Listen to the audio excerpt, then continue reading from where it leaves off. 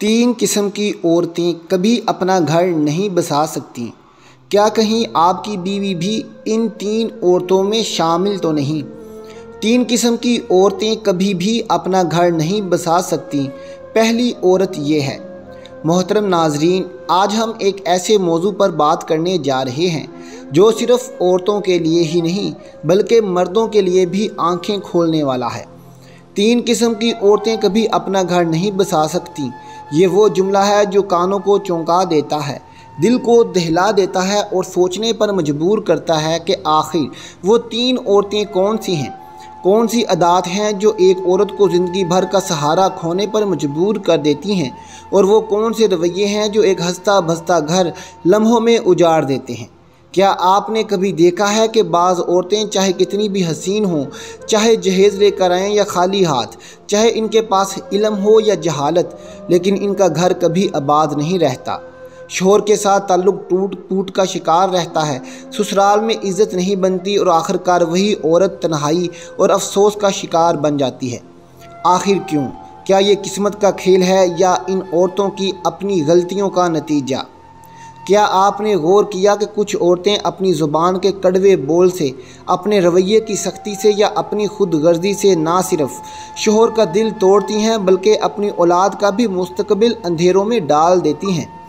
क्या आपने सोचा कि ऐसी औरतों की दुआएं भी असर नहीं करती और इनकी आंखों के आंसू भी सुकून नहीं लाते, क्योंकि वो बार बार वही गलतियां दोहराती रहती हैं जो एक औरत को घर बसाने की बजाय घर उजाड़ने वाली बना देती हैं।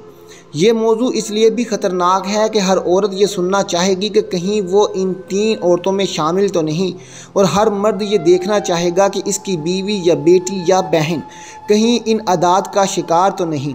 यही तजस्सुस आपको इस वीडियो के साथ बांधेगा, क्योंकि नाजरीन, आज की ये गुफ्तगू ना सिर्फ औरतों के किरदार को बेनकाब करेगी बल्कि मर्दों को भी वो बसीरत देगी कि वो अपनी ज़िंदगी में इन निशानियों को पहचान सकें। तो याद रखें, ये सिर्फ एक कहानी नहीं बल्कि एक आईना है, और जो भी इस आईने में देखेगा वो हकीकत के पहलू देखेगा जो अक्सर छुपे रहते हैं। अगर आप औरत हैं तो ये इंट्रो आपको झंझोड़ने के लिए है ताकि आप खुद इन तीन सफ़ों से बचा सकें, और अगर आप मर्द हैं तो ये इंट्रो आपके दिल को ख़बरदार करने के लिए है ताकि आप अपनी ज़िंदगी को तबाही से बचा सकें। इस वीडियो में आपको वो सच सुनने को मिलेगा जो शायद आज तक किसी ने इस तरह आपको नहीं बताया। मोहतरम नाजरीन, तीन औरतें कभी भी अपना घर नहीं बसा सकती। इन तीन औरतों की तफसील बताने से पहले मैं आपको एक वाक़या सुनाना चाहता हूँ। ये वाक़या हर मर्द और हर औरत ज़रूर सुने। यूनिवर्सिटी की कैंटीन में बैठे हुए एक लड़का और एक लड़की की अपनी अगली क्लास के लिए नोट्स तैयार कर रहे थे। दोनों अपनी क्लास के सबसे नुमायाँ और सबसे ज़हीन तलबा में शुमार होते थे। एक दूसरे को हराना ही इनकी सबसे बड़ी जुस्तजू थी, मगर दिल की गहराइयों में एक अजीब सा एहतराम और अपनायत भी पनप रही थी। लड़की का दिमाग बहुत तेज़ था और लड़का मेहनती, कभी एक नंबर आगे और कभी दूसरा। मुकाबला सख्त था, लेकिन दिल के अंदर एक दूसरे के लिए कदरदानी और इज़्ज़त भी बढ़ती जा रही थी। वक्त गुजरता गया और यूनिवर्सिटी के फ़ाइनल एग्ज़ाम करीब आ गए।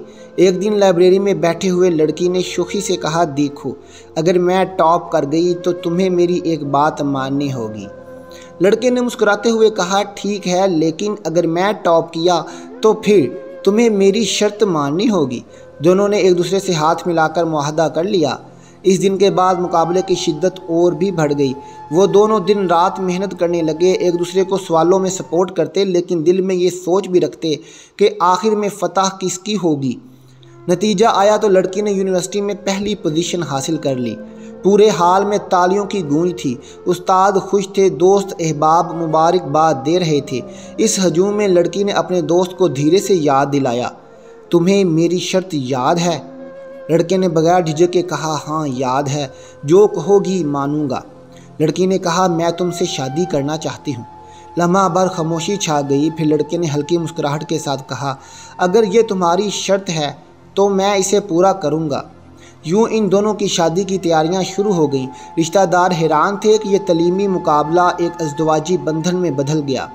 दोनों ख़ानदान खुश थे। शादी की रात रंगीन थी, ख्वाबों और उम्मीदों से भरी हुई, मगर ये ख्वाब कितनी देर पा होंगे ये किसी को खबर ना थी। सुहागरात की खामोशी में जब लड़का अपनी नई ज़िंदगी की शुरुआत करने जा रहा था, लड़की ने अचानक माजी के दरीचे खोलने शुरू कर दिए। इसने कहा, याद है जब तुम एक पेपर में फंस गए थे तो मैंने तुम्हें इशारा दिया था। याद है जब तुम्हारा प्रोजेक्ट मुकम्मल नहीं हो रहा था तो मैंने अपनी पूरी रात लगाकर तुम्हें मदद दी थी। याद है फाइनल टेस्ट से पहले मैंने तुम्हें अपने नोट्स दिए थे। शोहर ने मुस्कुराकर कहा, हाँ ये मुझे सब याद है, लेकिन आज तो वो दिन है जब हम एक नई ज़िंदगी शुरू कर रहे हैं, तो क्यों ना हम सिर्फ आगे देखें। मगर लड़की रुकी नहीं, वो बार बार माजी के हर मौके को गनवा रही थी, जैसे कोई हिसाब किताब की किताब खोल रखी हो।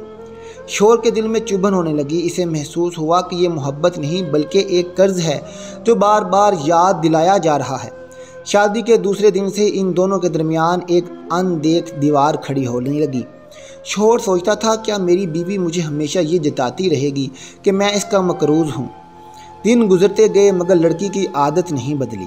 वो हर मौका पर पुरानी कुर्बानियाँ याद दिलाती। अगर खाने में नमक कम हो गया तो कहती, याद है तुम्हारा असाइनमेंट मैंने कैसे बचाया था। अगर घर के किसी काम पर बात हुई तो फ़ौरन जुमला आता, अगर मैं ना होती तो तुम यूनिवर्सिटी पास भी ना कर पाते। ये जुमले शोर के दिल में तीर की तरह लगते। मोहतरम नाज़रीन, क्या आपको याद है कि हम बात कर रहे थे इन 3 औरतों की जो कभी अपना घर नहीं बसा सकती। इनमें से पहली औरत वो है जो कुर्बानी के वक्त का हिसाब किताब करती है। क्या आपने कभी ऐसी औरत देखी है जो ज़ुबान से तो कहती है मैंने सब कुछ तुम्हारे लिए छोड़ दिया, तुम्हारे साथ निभाने के लिए आई हूँ, लेकिन दिल के किसी कोने में वो हर लम्हा एक नोटबुक खोले बैठी होती है। हाँ, ये वो औरत है जो अपने हर एहसास, हर खिदमत, हर कुर्बानी का हिसाब रखती है। ये वो औरत है जो शोहर के साथ गुजारे गए हर दिन को यूं तोलती है जैसे दुकानदार तौल पर एक एक ग्राम नापता है। जब वक्त आता है कि शोहर या ख़ानदान को ज़रा सा सहारा दिया जाए तो ये औरत कुर्बानी देने से पहले सोचती है, कल को अगर मैं ये कर दूं तो मुझे क्या मिलेगा, अगर मैंने ये छोड़ दिया तो मुझे बदले में क्या दिया जाएगा। ये औरत कभी भी अपना घर नहीं बसा सकती क्योंकि घर मोहब्बत और भरोसे पर खड़ा होता है, लेकिन ये औरत मोहब्बत को भी सौदे में बदल देती है। इसके जहन में ये चलता रहता है कि मैंने इतना किया, बदले में मुझे क्या मिला। ये सोच शोहर के दिल को तोड़ देती है। मर्द चाहे कितना ही ताकतवर क्यों ना हो, लेकिन वो औरत के दिल की मोहब्बत का भूखा रहता है। जब इस मोहब्बत में खलूस की बजाय हिसाब किताब की बू आती है तो वो रिश्ता मुर्दा लाश की तरह चलता है। ये औरत अपनी माँ बनने की कुर्बानी को भी याद दिलाती है, मैंने तुम्हारे बच्चों को जन्म दिया, तुम्हारे लिए अपनी रातें कुर्बान की। वो भूल जाती है कि ये उसका फ़र्ज था, एहसान नहीं। वो शोहर को यूँ शर्मिंदा करती है जैसे इसने अपनी बीवी के ऊपर कोई कर्ज उतारना है। ऐसी औरत के होंठ मोहब्बत की बजाय तानों की आग उगते हैं और ताने कभी भी घर को जन्नत नहीं बनाते। जब कुर्बानी भी शर्तों में और मुतालबों के साथ दी जाए तो वो कुर्बानी नहीं रहती बल्कि वो सौदा बन जाती है, और सौदे पर कायम होने वाले घर कभी आबाद नहीं होते।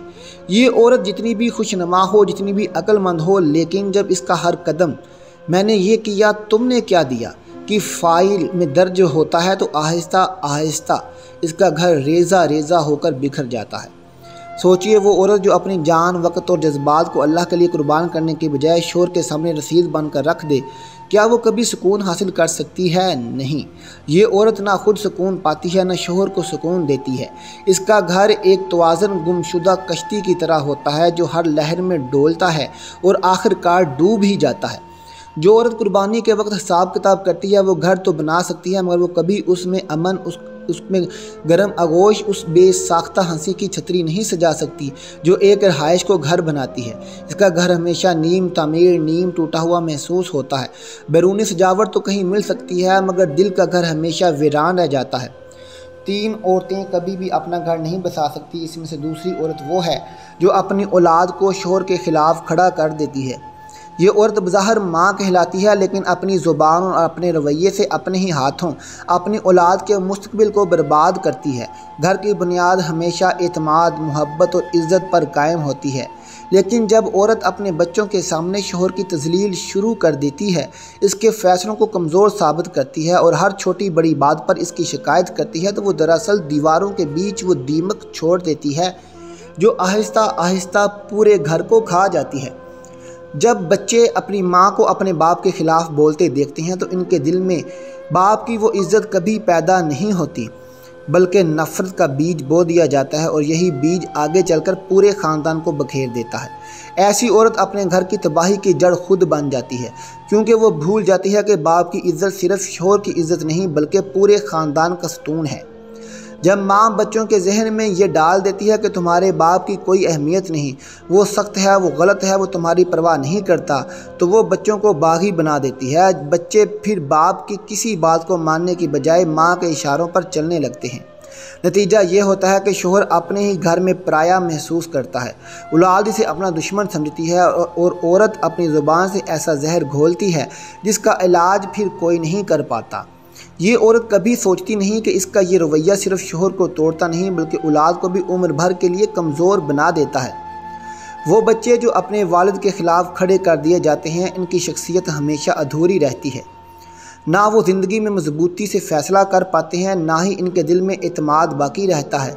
वो ये समझने लगते हैं कि मर्द सिर्फ जुल्म करने के लिए पैदा हुआ है और औरत की कामयाबी इसी में है कि वो हमेशा मर्द को दबाए। ऐसे बच्चे बड़े होकर या तो अपनी माँ की तरह ज़ुबान के तेज़ हो जाते हैं या फिर बाप की नफ़रत में वो अपने ही वजूद को बर्बाद कर देते हैं। 3 औरतें कभी भी अपना घर नहीं बसा सकती और इनमें दूसरी औरत जो अपनी औलाद को शोहर के ख़िलाफ़ खड़ा करती है, वो दरअसल घर के कमरे जलाने वाली आग है। वो अपनी ज़ुबान से ऐसा तूफ़ान उठाती है कि मोहब्बत के सब दीप बुझ जाते हैं। शोहर जब देखता है कि बीवी ने इसके बच्चों को भी इसके ख़िलाफ़ खड़ा कर दिया है तो इसके दिल का आखिरी सुकून भी ख़त्म हो जाता है। वो चाह कर भी घर को मोहब्बत से नहीं संभाल सकता, क्योंकि एतमाद एक बार टूट जाए तो दोबारा जोड़ना आसान नहीं होता। यही वजह है कि ऐसी औरत का घर कभी नहीं बच सकता, क्योंकि घर बच्चे और शोहर की मोहब्बत से बनता है और ये औरत इसी मोहब्बत को अपनी अना की भीड़ चढ़ा देती है। 3 औरतें कभी भी अपना घर नहीं बसा सकती। इनमें से तीसरी औरत वो है जो अपनी माँ को शोहर से बड़ा बना देती है। ये औरत बज़ाहिर नेक और फरमाबरदार बेटी दिखाई देती है, लेकिन जब शादी के बाद भी इसकी तरजीहात में शोहर की बजाय माँ को सबसे ऊपर रखा जाता है तो ये उसके घर के बिखरने की सबसे बड़ी वजह बन जाती है। निकाह का बंधन सिर्फ 2 लोगों का नहीं बल्कि 2 ख़ानदानों का रिश्ता होता है, मगर इस रिश्ते की बुनियाद तभी कायम रह सकती है जब औरत अपने शोहर को अपनी ज़िंदगी का मरकज़ बनाए। लेकिन जो औरत शादी के बाद भी अपनी माँ की हर बात को आखिरी हुक्म समझती है और शोहर के फ़ैसलों को हमेशा सानवी हैसियत देती है, वो दरअसल अपने घर की बुनियाद में ऐसी दरार डाल देती है जिससे एक दिन पूरा घर ज़मीन बोस हो जाता है। ये औरत अपनी माँ को शोहर से बड़ा बनाकर इसका एतमाद तोड़ देती है। शोहर चाहता है कि बीवी इसकी इज़्ज़त करे, इसकी राय को सुने और इसके साथ खड़ी हो, लेकिन जब औरत अपनी माँ की बातों को हतमी समझकर शोहर की राय को रद्द कर देती है तो ये रवैया शोहर के दिल में गहरी चोट बन जाता है। वो महसूस करता है कि बीवी ने अपना घर अपनी माँ के हवाले कर दिया है, गोया ये रिश्ता सिर्फ एक कठपुतली का है जिसके धागे ससुराल या मेके की तरफ से हिलाए जाते हैं।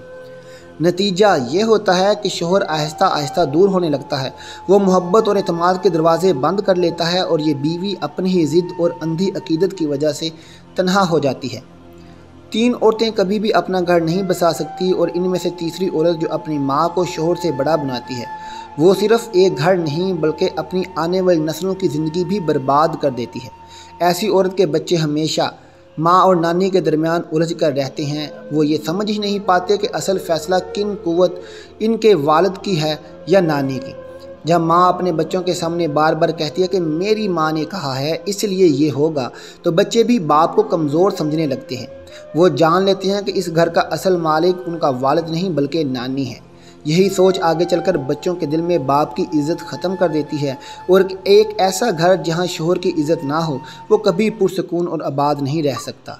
ऐसी औरत का सबसे बड़ा अलमिया यह है कि वो माँ और बीवी के रिश्ते में फ़र्क नहीं कर पाती। निकाह के बाद औरत पर सबसे बड़ी ज़िम्मेदारी ये है कि वो शोहर को अपनी तरजीह बनाए, क्योंकि अब ये इसका नया घर है। लेकिन जब औरत हर बात में अपनी माँ को शामिल करती है, अपनी माँ की राय के बगैर कोई फ़ैसला नहीं करती, हत्ता कि शोहर के साथ ज़ाती ताल्लुकात में भी अपनी माँ के मशवरे को तरजीह देती है, तो ये रिश्ता अपनी खूबसूरती खो देता है। शोहर अपने आप को बेबस और बेइख्तियार महसूस करता है और एक दिन ये बेबसी इसे इस घर से दूर ले जाती है। 3 औरतें कभी भी अपना घर नहीं बसा सकती और इनमें से तीसरी औरत जो अपनी माँ को शोहर से बड़ा समझती है, वो एक तमाशा खड़ा करती है जिसमें ना उसकी इज़्ज़त बचती है, ना शोहर की, और ना ही औलाद का मुस्तकबिल महफूज रहता है। माँ की मोहब्बत अपनी जगह, इसकी इज़्ज़त अपनी जगह, लेकिन शोहर के मुकाबले में इसे बड़ा समझना एक ख़तरनाक गलती है। ये औरत समझती है कि वो माँ की फरमाबरदारी करके जन्नत कमाएगी, मगर वह भूल जाती है कि निकाह के बाद जन्नत का दरवाज़ा शोहर की रज़ा से खुलता है। माँ की खिदमत और इज़्ज़त ज़रूर करनी चाहिए, लेकिन जब औरत शोहर को माँ के मुकाबले में पीछे कर देती है तो वो ख़ुद अपनी ज़िंदगी को जहन्नुम बना लेती है। ये औरत कभी ये सोचती भी नहीं कि इसका ये रवैया एक दिन इसके अपने बच्चों के लिए भी जहर बनेगा। जो औरत अपनी माँ को शोहर से बड़ा बनाती है, इसकी बेटियाँ भी बड़ी होकर वही रास्ता अपनाती हैं। वो भी अपनी माँ की तरह अपने घरों को उजाड़ देती हैं, क्योंकि उन्होंने बचपन से यही सीखा होता है कि शोहर का हक़ सानवी है और असल फ़ैसला हमेशा मेके का होना चाहिए। इसी तरह बर्बादी सिर्फ़ एक नस्ल तक महदूद नहीं रहती, बल्कि कई नस्लों तक चलती है। यही वजह है कि एक ऐसी औरत का घर कभी नहीं बच सकता, क्योंकि इसने अपने घर की चाबी अपने शोहर की बजाय अपनी माँ के हाथ में दे दी होती है, और जिस घर की चाबी किसी और के हाथ में हो वो कभी मजबूत और आबाद नहीं रह सकता। नाज़रीन, ये थी आज की वीडियो। आपको कैसी लगी कमेंट में ज़रूर बताइएगा। औरतें इस वीडियो से ज़रूर सबक हासिल करें। मिलते हैं अगली वीडियो के साथ। अपना ख्याल रखिएगा। अल्लाह हाफिज़।